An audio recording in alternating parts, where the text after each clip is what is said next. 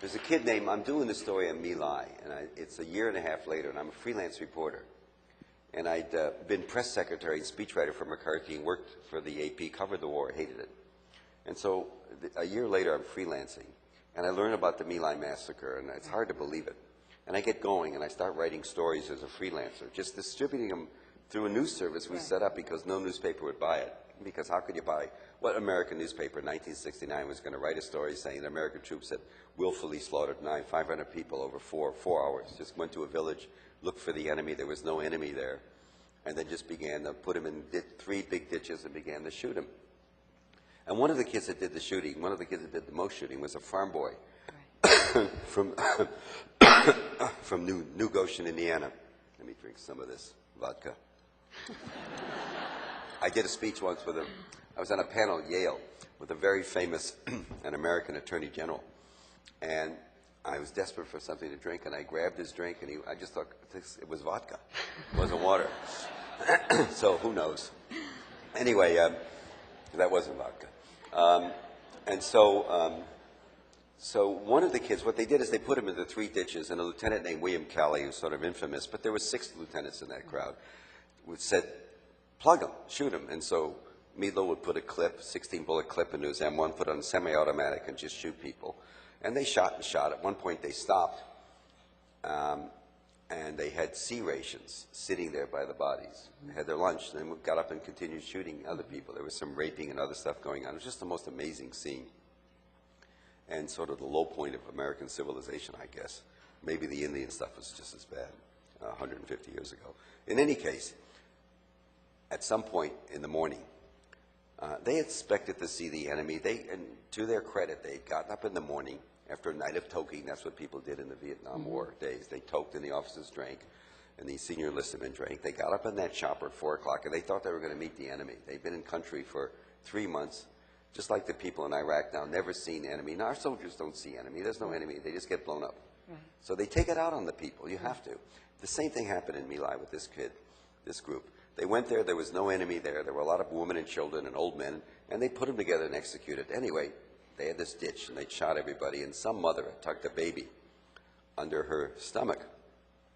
And at some point, when they were all sitting around wondering what to do next, they heard a keening. This little boy had survived, one of 500, and crawled. By the way, I'm not exaggerating about these numbers. It was 500, and they exhumed 543 or something bodies, just amazing. And this kid had been tucked by his mother, although they fired a lot of bullets into the ditch, and he crawled up through the bodies, 2 or 3-year-old boy, full of everybody else's blood, and began to run across the paddy. And Lieutenant Calley said to Paul Meadlow, who was a farm boy from southern Indiana, plug him. Mm-hmm. And Meadlow, who had been shooting, did clip after clip, couldn't do it. And Calley, with much derision, the officers then had a carbine, a small rifle, ran up behind him and shot him in the back of the head. And everybody remembered that incident because the next day they were on a patrol, and Paul Meadlow stepped on a landmine and blew off his right leg to the knee. And while they were waiting for the helicopter, the medevac they call it, to get him out, he began to utter a curse. God has punished me, Calley, and God will punish you. God has punished me. And everybody in the company said, get him out of here, get him out of here. And most of the minorities, the Afro-American, the black guys, and the Hispanics had not shot. It was mostly the white farm kids. There were young kids, 17, 18 in this unit. Most of the other minorities, many of them had shot. They shot in the air, but because they didn't want, they knew if they didn't look like they were participating, they could get a bullet in their back. I mean, that's the way it was. And some of them wore black armbands because they knew what it was. But Milo, finally the medevac takes them away. And I'm doing this story a year and a half later, and I'm finding the kids. One by one, I was out on the West Coast. I had an American Express card. I got it in '68. I keep on thinking of those ads. Do you know me? Me and my American Express card broke the My Lai massacre. They never came at me for that one. Anyway, I had no money. But I'd done 2 stories. I did 5 in all, for which I won all the prizes. The press is just sitting there sort of watching it and running the stories, but just saying, what's he going to do next? It was an amazing sort of period. And it wasn't until after the 2nd story somebody told me about Meadlow, although everybody knew it. And so I went looking for this kid. What a story. You know, this was going to be, it ended up being the 3rd story. And I had to go, this is before, you know, all the Google and all the databases. Ended up flying to Chicago and then to Indianapolis, and it was below Terre Haute, this little town.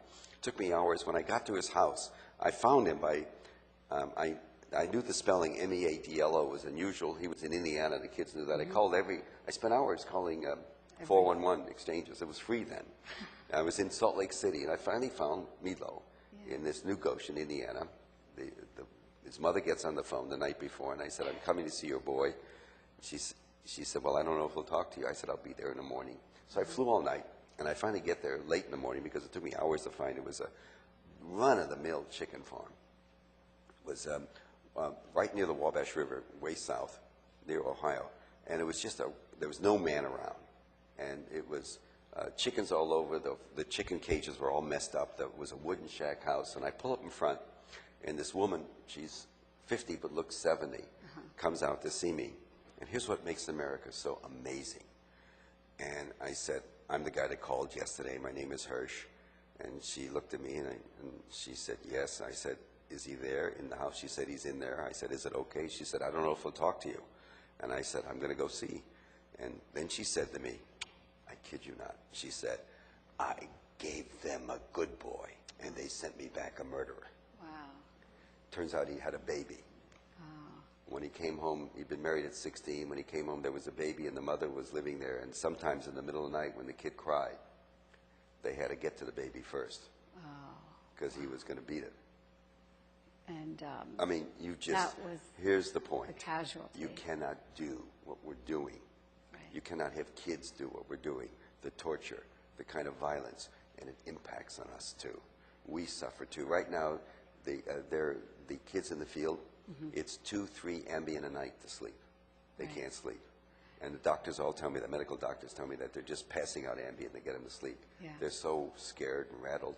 And the consequences of this in our society, when these kids come back, we're going to have another wave of you know, homeless, paranoid, schizophrenic, sometimes violent people that are going to, you know, they're as much victims in a funny way. So it's not anger at the soldiers. I have none whatsoever. It's just the people that put them there. So when I say goon, I'm not talking about the soldiers because they are just there. It's the people that put them there. It's the guys here in this town. And the ones that don't do anything to stop it that really drive me crazy. And you go